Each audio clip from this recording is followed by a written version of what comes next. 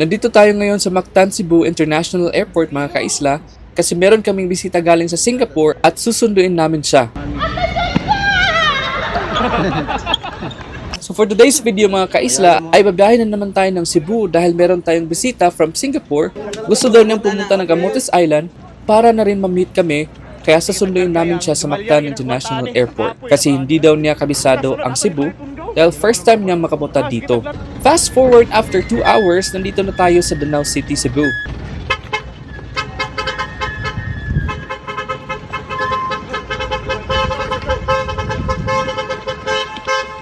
Pagkalabas namin ng terminal, mayroong mga solid followers na nagpa-picture, mga employees ng Dunkin Donut dito sa Sands Danau Port. Kung kayo ay uuwi dito sa Camotes, pwede kayong dumaan dito para bumili ng pasalubong para sa inyong pamilya.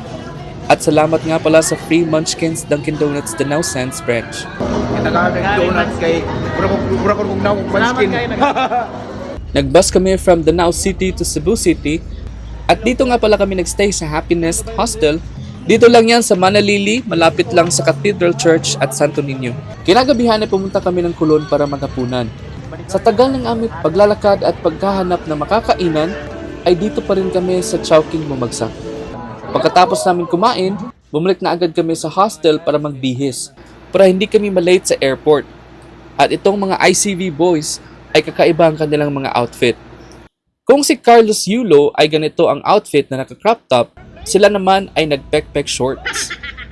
Ay lumabas na kami ng hostel at naglakad papunta sa highway para maghanap ng taxi. At habang naglalakad kami, ay pinagtitingkinan kami ng mga tambay sa daan.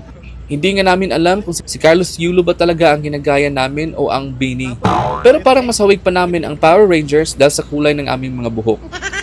Kanina pa kami nakatayo dito pero wala talagang huminto na taxi kahit mga vacant sila.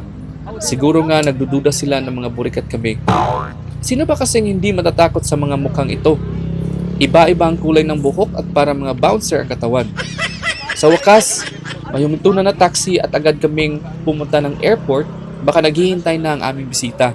Pagdating namin dito sa arrival area, ay hindi pa lumapag ang aeroplano na sinakyan ng bisita namin.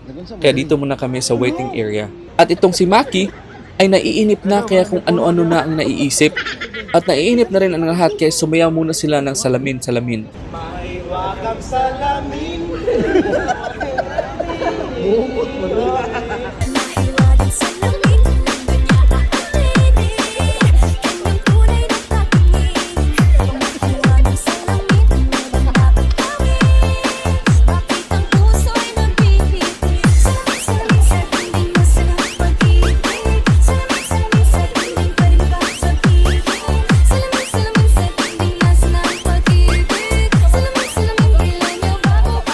Kasalanan mo talaga to, Carlos Yulo, kung bakit ganito ang itsura namin ngayon.